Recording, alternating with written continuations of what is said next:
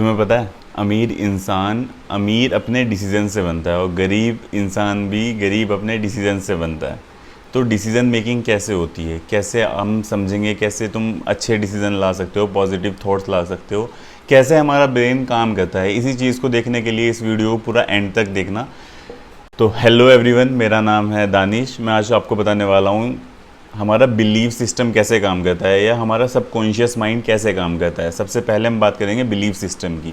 तो believe system को हम कुछ ऐसे समझ सकते हैं जो कि एक रैंडम शेप में हमारे ब्रेन में होता है। उसको शेप देने के लिए हमारा सबकॉन्शियस माइंड काम करता है। समझ रहे हो? मतलब कि एक बिलीव सिस्टम को शेप कैसे दो, मतलब किसी चीज़ पे यकीन कैसे करोगे जब तुम्हारा सबकॉन्शियस माइंड तुम्हें उस चीज़ के लिए बोलेगा, जब तुम उस पर यकीन कर पाओगे। तो उस पर यकीन करने के लिए सबसे इम्पोर्टेंट है तुम्हारा सबकॉन्शियस माइंड कैसे काम करता है। मोस्टली प्रॉब्लम ये आती है जो कि हम जिस सर्कल में बैठते हैं या जिस बैकग्राउंड से हम बिलोंग करते हैं, वो लोग जो बोलते हैं वही हमारे सबकॉन्शियस माइंड में हमारे हमेशा से रहता है। इसीलिए अमीर लोग हमेशा अमीर होते जाते हैं, गरीब हमेशा गरीब होते जाते हैं। तो सबसे बड़ी प्रॉब्लम यही आती है कि हमारा जो सर्कल है वो कैसे बात करता है या क्या बात करता है, किस सराउंडिंग्स में हम बैठ रहे हैं। उसी प्रॉब्लम के कारण हमारा ब्रेन भी सही काम नहीं करता या डिसीजन मेकिंग ईजी नहीं हो पाती। तो फॉर एग्जांपल मैं आपको समझाता हूँ। तो सपोज़ करते हैं कि हमारे पास दो एग्जांपल है, एक का नाम राजू है, एक का नाम साहिल है। तो राजू जो है वो एक अच्छी फैमिली से बिलोंग करता है, एक रिच फैमिली से बिलोंग करता है, उसकी सराउंडिंग्स अच्छी है, उसकी सोसाइटी अच्छी है। तो उसके सबकॉन्शियस माइंड में थॉट्स क्या आते हैं कि मैं ये कर सकता हूँ, मैं ये अचीव कर सकता हूँ, मैं ये गाड़ी ले सकता हूँ, मैं ये सक्सेसफुली कर सकता हूँ।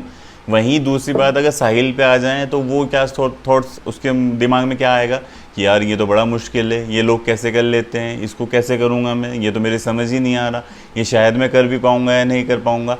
वही चीज़ें हमारी डिसीजन मेकिंग में प्रॉब्लम क्रिएट करती हैं। ये जो राजू है वो इजीली डिसीजन ले लेगा क्योंकि उसका सबकॉन्शियस माइंड बहुत पावरफुल है, बहुत ज़्यादा एक्टिव है। बट वहीं अगर साहिल की बात करें तो उसका सबकॉन्शियस माइंड इतना पावरफुल नहीं है, तो वो डिसीज़न इतना इजीली नहीं ले पाएगा। और इनके मेन कारण ये होते हैं, जो सपोज़ करते हैं जो राजू है उसके जो फादर हैं, उसकी जो फैमिली है, जब वो वहाँ पे बैठता है या उसके जो भी रिलेटिव्स हैं उसको पॉजिटिव थॉट्स देते हैं कि यार मैंने ना ये अचीव कर लिया, ये देखो कितना ईजी है, ये देखो कितना ईजीली मैंने ये कार खरीद ली है या ये घर ले लिया है, मैंने ये बिज़नेस बना लिया है। वो सब चीज़ें ये बात करते हैं। वो लोग जॉब की बात नहीं करते, एक बेसिक मिनिमम सैलरी पे डिपेंड होने की बात नहीं करते।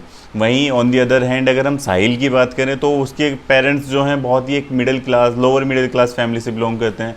तो वो हमेशा उसको मुश्किल चीज़ें बताएंगे, मतलब मुश्किल गिनवाएंगे कि भाई ये तो बड़ा मुश्किल है, ये 2 वक्त की रोटी कमाना कितना मुश्किल है, 2 वक्त की रोटी खाने के लिए कितना स्ट्रगल करना पड़ता है, जॉब नहीं मिलती तो ज़िंदगी ख़त्म हो जाती है, तुम अगर कभी जॉब ना मिली या तुमने कभी कुछ नया ट्राई करने की कोशिश करी तो कहीं तुम्हारा करियर ख़त्म ना हो जाए, तुम्हारी फैमिली ख़त्म ना हो जाए, कल को तुम्हारे साथ क्या होगा।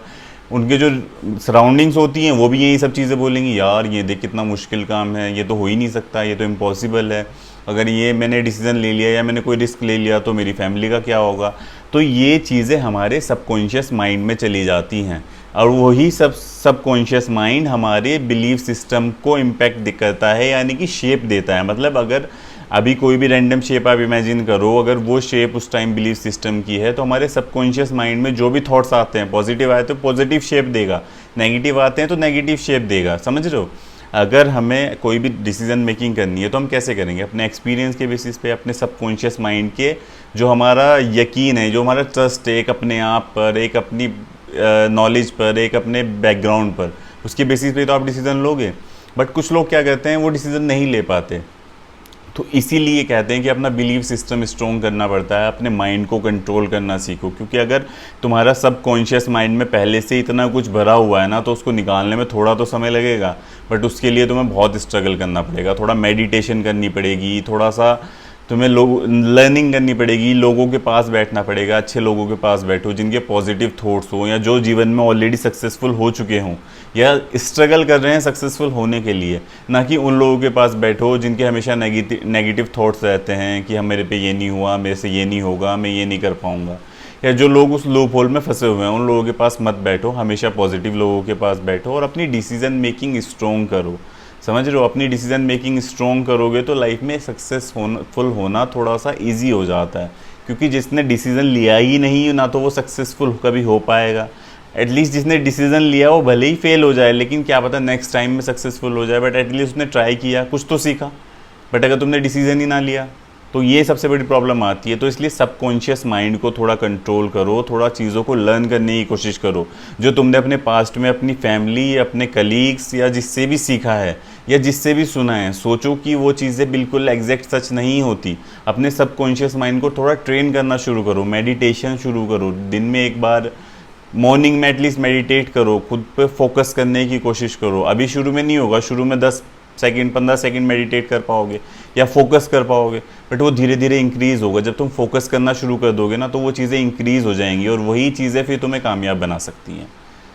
तो अपने सबकॉन्शियस माइंड को थोड़ा कंट्रोल करना सीखो, उसके लिए लर्निंग्स को बढ़ाओ और अपने बिलीफ सिस्टम को एक शेप दो, जो कि एक अच्छी शेप होती है। आज की वीडियो के लिए इतना ही। Thank you.